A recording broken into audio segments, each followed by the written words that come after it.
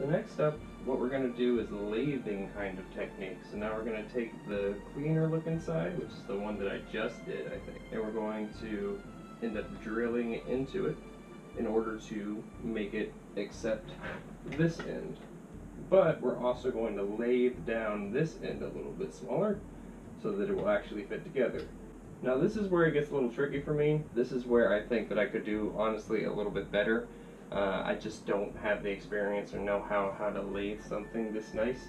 But you can't exactly grab onto the end of this with a lathe because of the nice little flared end here.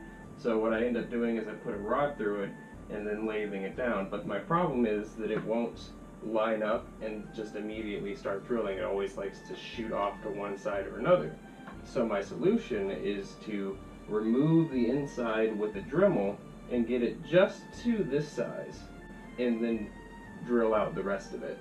So that's my way. Please, for the love of God, tell me if you have a better way.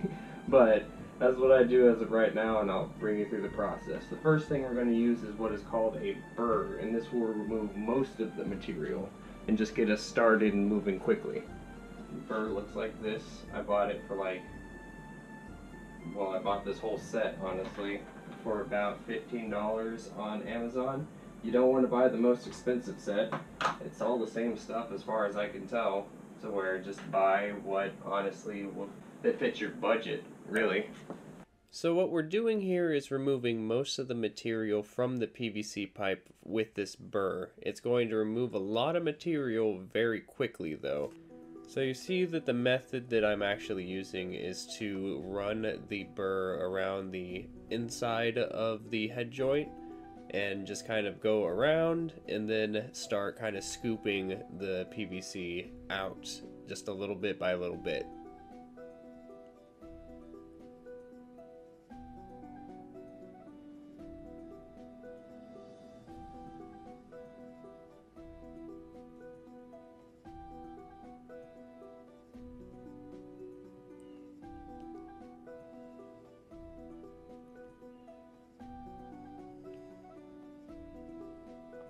And now what I'm doing is taking the actual drill itself, the Forstner bit, and checking to see if it's about the correct size. I don't want it to be the exact size right now because we're going to switch to a different Dremel bit later to finish it up, but it's not quite there yet, so I'm removing more material.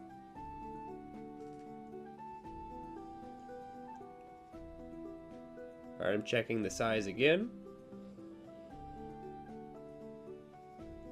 And you might be able to see that it's kind of rough in there. It's kind of a rough draft. But it seems to be about the right size. So I'm going to switch over to the sandpaper Dremel bit.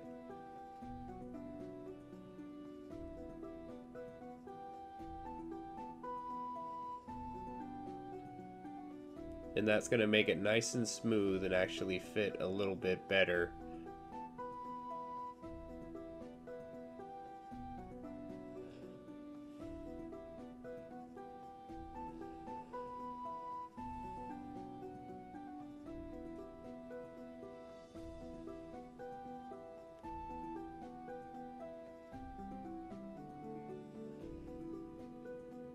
Here we go, we got it just barely able to fit, which is exactly what you want, because you still want the Forstner bit to do most of the work. You just need to line it up well enough so that it can get started. Now I'm just setting up my lathe.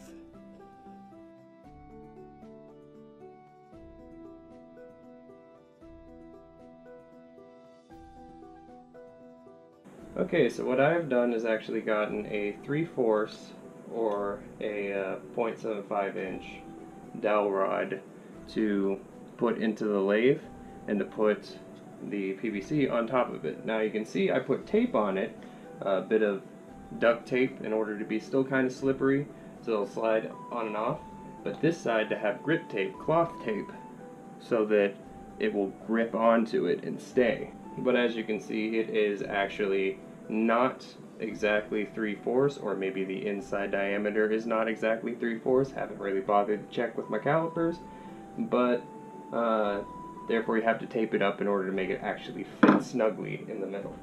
So I'll take this part of my lathe, which I got this chuck on Amazon for like 20 bucks or something.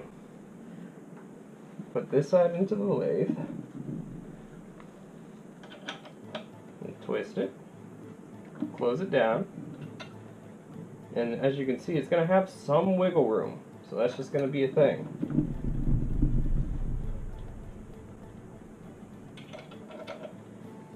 Which is going to be a little helpful for the fact that I can wiggle it around to the center that I need it to be in, which is honestly just a guess. Like I'm just kind of guessing.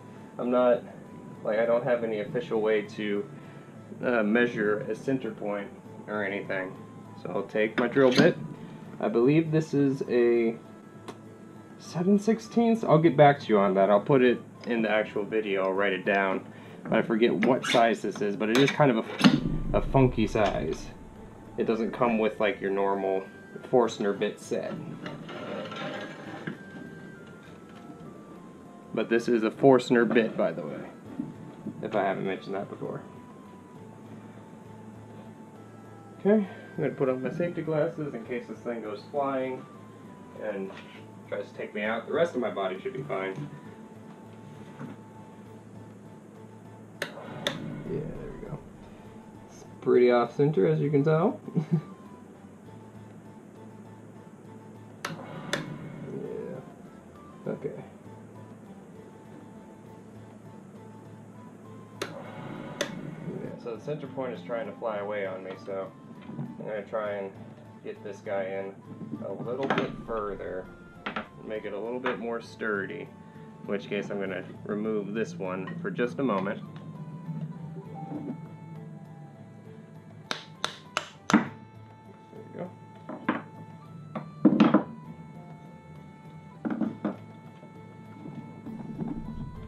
This way is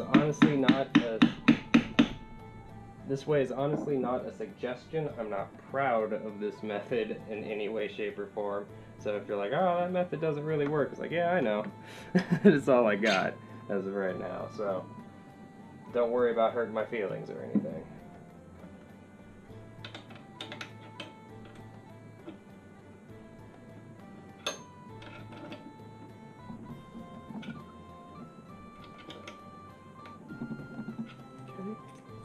Let's try that on for size.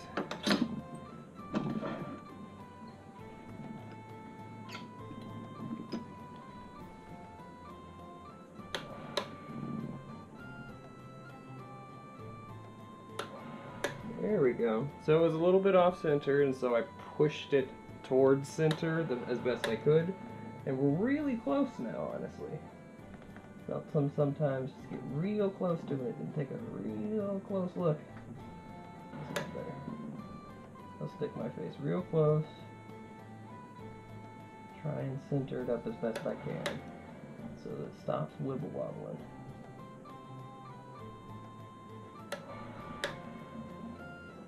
Real close here.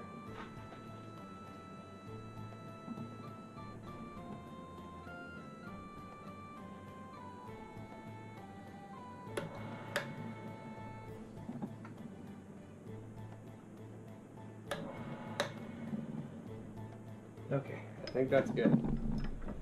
And so we're going to move this slightly in, make sure that it sits correctly, and start lathing. Now, I'm going to show you real quick at the close-up. I've got these marked. This marked with Sharpie. I probably should engrave something into it because the Sharpie rubs off every once in a while. I have to redraw it as I'm working on sets of 10 flutes. But this one is for the tuning slide. This one's for 3-piece flutes. For just the joint that you have to stick together and not necessarily tune. And we're just going to start pushing in.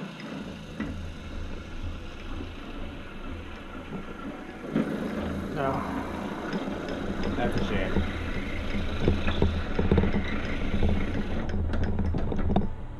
It's a damn shame. This happens from time to time. It'll blow out the side, as you can see. Unfortunately, I don't know exactly how to stop it. The last time I made these flutes, I only had one blowout, if none at all. I forget if it was 0 or 1, to where we got to start this head joint process over from the top. So Just gonna fast forward through it. It's gonna be the same thing. I'm not gonna do anything different, but it might work out better this time.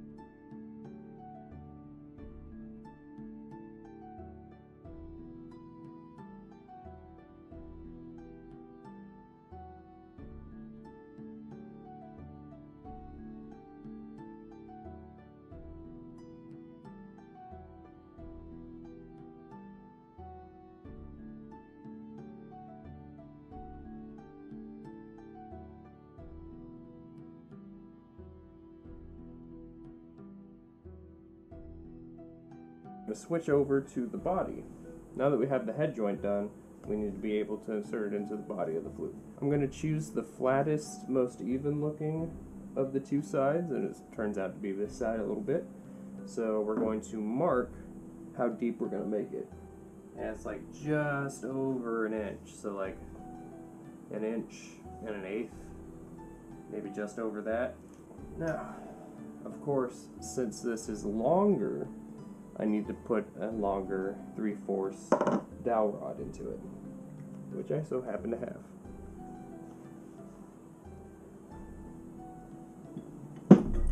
This time around, you can see that I have multiple pieces of tape, so that it'll go through the entire length of it and fit nicely.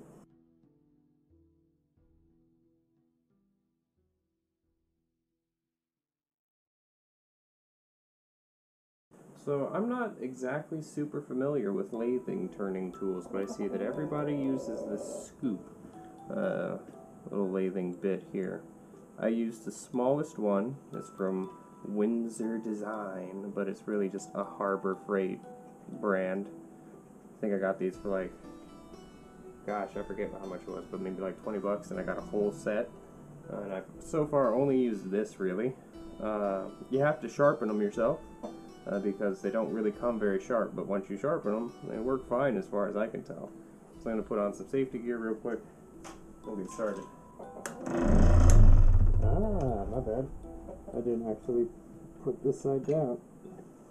So let's crank that one down real quick.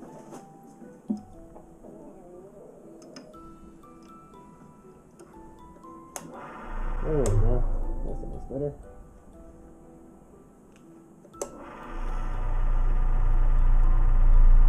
It's real off center.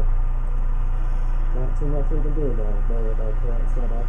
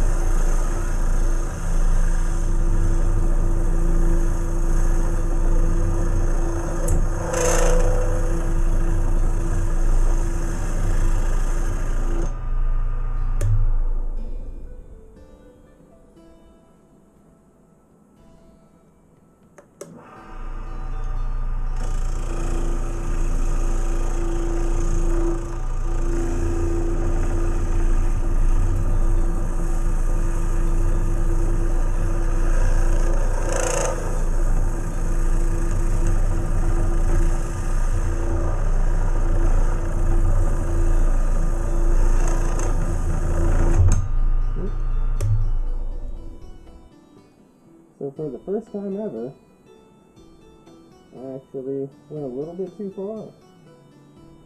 But I only did so on the very end of it.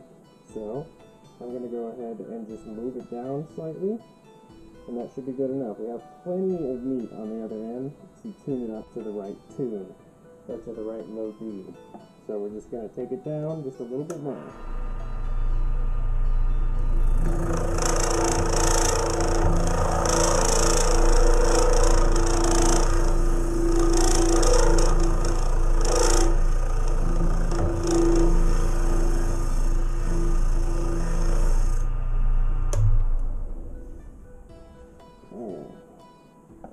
Let's see how that did.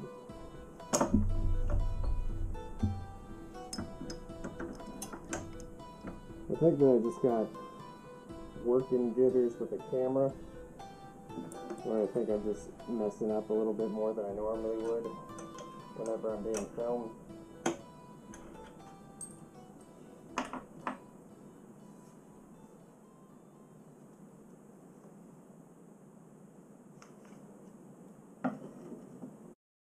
So with this in particular part, we're just going to be cleaning up the lathing parts we used with the lathing tool, just like we did with the Dremel. How the lathe will actually remove a lot of material very quickly, but it's kind of a rough process, so I'm going to end up sanding it down a bit just on this in order to make it smooth and nice and fit well.